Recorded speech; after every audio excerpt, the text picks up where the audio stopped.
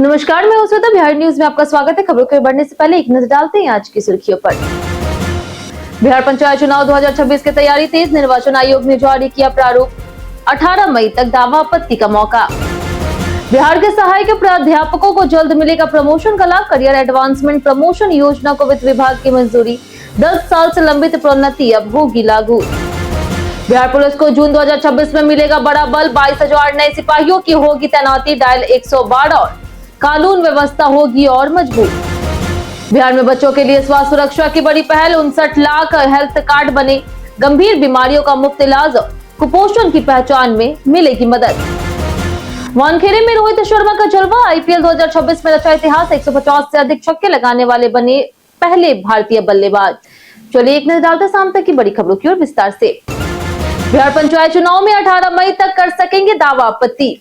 बिहार में त्रिस्तरीय पंचायत और ग्राम कचहरी चुनाव की तैयारी तेज हो गई है। बिहार राज्य निर्वाचन आयोग ने निर्वाचन क्षेत्रों की आबादी का प्रारूप प्रकाशित कर दिया। 18 मई तक दावा आपत्ति दर्ज कराई जा सकती है, जो केवल 2011 की जनगणना के आधार पर मान्य होगी। आपत्तियों का निपटारा 22 मई तक किया जाएगा। इस बार पूरी प्रक्रिया डिजिटल होगी।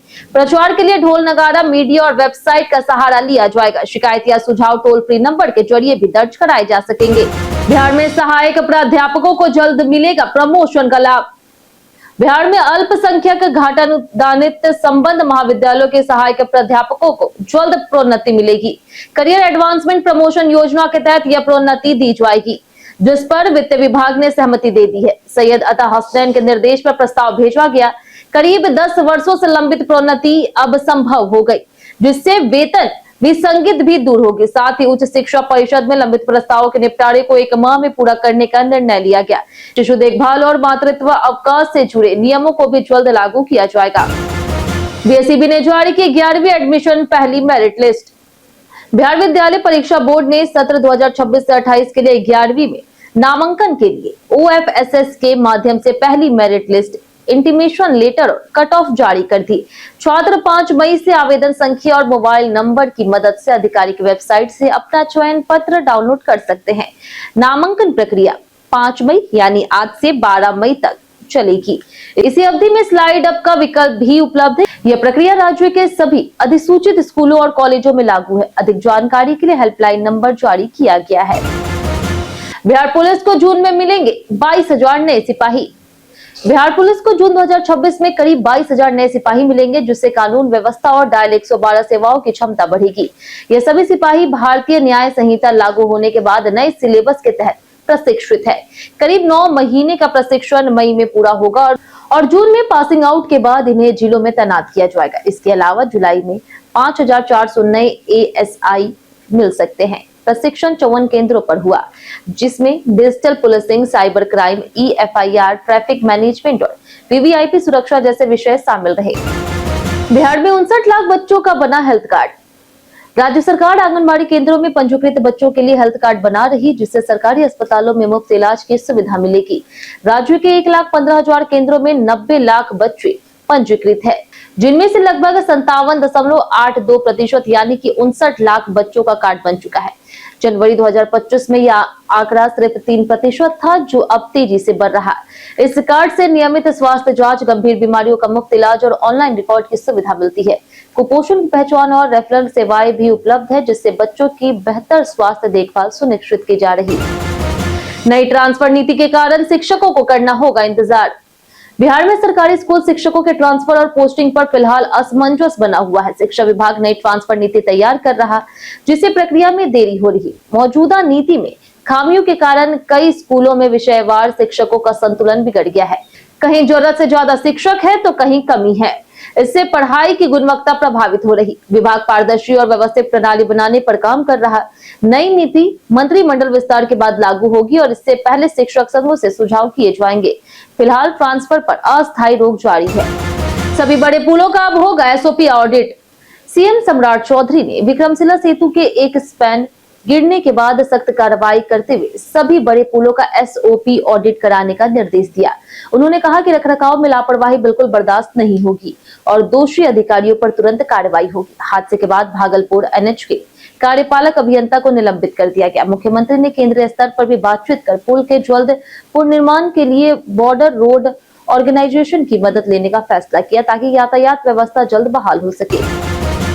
पीपीपी मोड के विजन सेंटर अब होंगे दूसरे जिलों में सिर्फ। राज्य स्वास्थ्य समिति बिहार ने राष्ट्रीय अंधापन नियंत्रण कार्यक्रम के तहत 19 जिलों के 31 विजन सेंटर बंद करने का निर्णय लिया। यह सेंटर पीपीपी मोड में ASG हॉस्पिटल प्राइवेट लिमिटेड द्वारा संचालित थे। कम मरीज संख्या और स्थान की कमी के कारण 26 सेंटर पटना शिफ्ट किए जाएंगे, जबकि 5 को अन्य जिलों में स्थानांतरित किया जाएगा। संबंधित जिलों को निर्देश जारी कर दिया गया। कई स्थानों पर विभागीय संसाधनों से नए सेंटर चलाने की तैयारी है ताकि सेवाएं प्रभावित ना हो। सचेत ऐप और टेक्निक से मजबूत होगा आपदा प्रबंधन। बिहार राज्य आपदा प्रबंधन प्राधिकरण की बैठक में राज्य की आपदा रणनीति को राहत केंद्रित से तैयार केंद्रित बनाने का निर्णय लिया गया। डॉक्टर उदयकांत की अध्यक्षता में गंगा प्रहरी आपदा मित्र योजना लॉन्च करने की घोषणा हुई, जिसके बाद स्थानीय युवाओं को तैराकी, गोताखोरों और रेस्क्यू प्रशिक्षण दिया जाएगा। राष्ट्रीय आपदा प्रबंधन प्राधिकरण के सहयोग से तकनीकी नवाचार, सचेत ऐप और डेटा आधारित सिस्टम विकसित किए जाएंगे। सामुदायिक भागीदारी, मॉक ड्रिल और SDRF को मजबूत बनाने पर जोर दिया गया ताकि आपदा से पहले ही तैयारी सुनिश्चित हो सके। पटना से हरिहरगंज तक NH 139 बनेगा 4 लेन, सफर होगा आसान। पटना से औरंगाबाद होते हुए झारखंड के हरिहरगंज तक NH 139 को 4 लेन बनाने की योजना पर काम तेज हुआ। नया अलाइनमेंट केंद्र सरकार को भेजा गया, जिससे मंजूरी मिलने की उम्मीद है। यह मार्ग हरिहरगंज, औरंगाबाद, ओबरा, दाऊदनगर और अरवल से होकर के पटना तक जाता है और अभी 2 लेन का है। पहले प्रस्ताव खारिज हुआ था, लेकिन अब नए सिरे से पहल हुई। परियोजना के तहत 4 बाईपास भी बनेंगे। 4 लेन बनने से बिहार और झारखंड के बीच आवागमन आसान और तेज होगा। लोक शिकायत में लापरवाही पर 126 मामलों में हुई कार्रवाई। Patna DM doctor Tyagarajan SM ने लोक शिकायत निवारण अधिनियम के तहत लापरवाही पर सख्ती दिखाते हुए 126 मामलों में करीब 3,47,000 रुपए का जुर्माना लगाया और 25 अधिकारियों पर अनुशासनिक कार्रवाई की अनुशंसा की।